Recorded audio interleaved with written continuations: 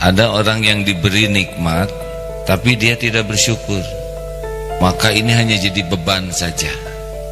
Ada lagi yang disebut istijraj, yaitu diberi terus menerus oleh Allah padahal dia ahli maksiat, ahli jinah mata, jinah pikiran, jinah lisan, jinah tubuh. Orangnya tidak jujur tapi dibuka terus karunia Allahnya, melimpah-melimpah sampai dia terbelenggu oleh hartanya, kedudukannya, popularitasnya, dan dia tidak bisa menyadari. Nah, ini istijraj. Ini bahaya hadirin. Kita maksiat jalan, katanya STMJ, sholat jalan, sholat tetap, maksiat jalan.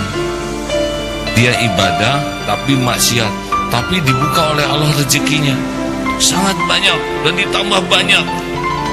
Nah, ini salah satu ciri istijraj. Kalau dia tidak bisa menyadari betapa maksiat itu sebetulnya ancaman. Kita harus kembali mengulas ciri orang yang disukai Allah.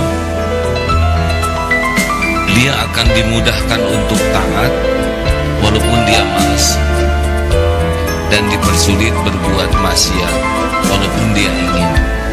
Jadi ada orang yang mau ibadah tuh ogah-ogahan, tapi jam 3 bangun terus. Ada saja. Jadi sejak tahajud dia malas baca Quran, ketemu dengan teman yang ngajak, udah baca Quran belum?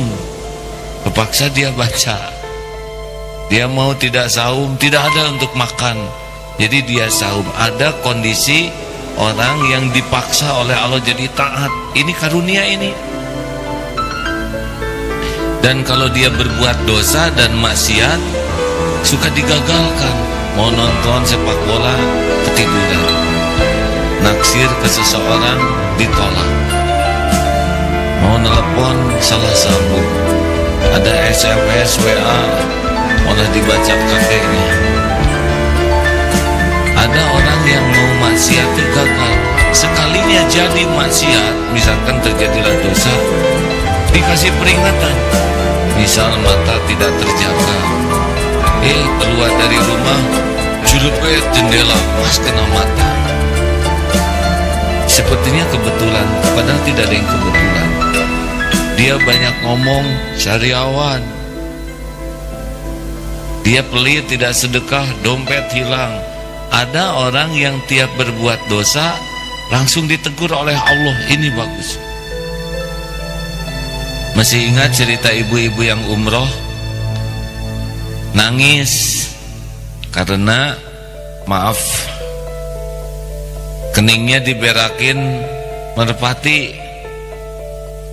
Si ibu ini langsung nangis, ganti kerudung, pulang lagi ke masjid, sholat dan tobat. Ibu, kenapa nangis? Saya ditegur Allah.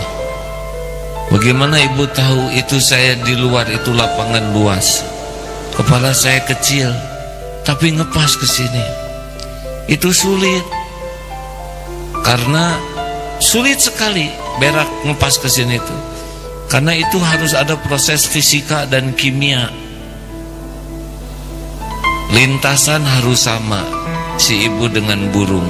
Beda lintasan tidak kena. Percepatan, tingkat kecepatan burung terbang dengan ibu jalan harus berimbang. Kecepatan dikit aja lewat. Sudut kemiringan antara pantat merpati dengan jidat itu harus presisi, sudut elevasi. Selisih 1 derajat lolos. Kecepatan angin kan merpatinya di atas, angin besar belok dia.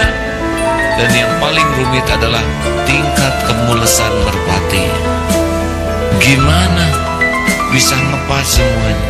Siapa yang ngatur? Terjadinya kesini Allah yang ngatur, dan itu lebih baik dibanding dengan orang yang maksiat tapi tidak ketangkep, tidak ditegur.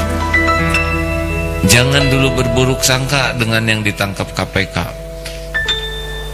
Karena boleh jadi ditangkap KPK itu bagian dari karunia. Berapa banyak yang sesudah ditangkap KPK jadi tobat di penjara, jadi ahli tahajud, bahkan ada yang ditangkap KPK hafal Quran sekarang sudah 20 juz lebih. Ada seorang ibu-ibu yang sekarang hafal Quran. Kenapa ibu-ibu ini belum hafal? Karena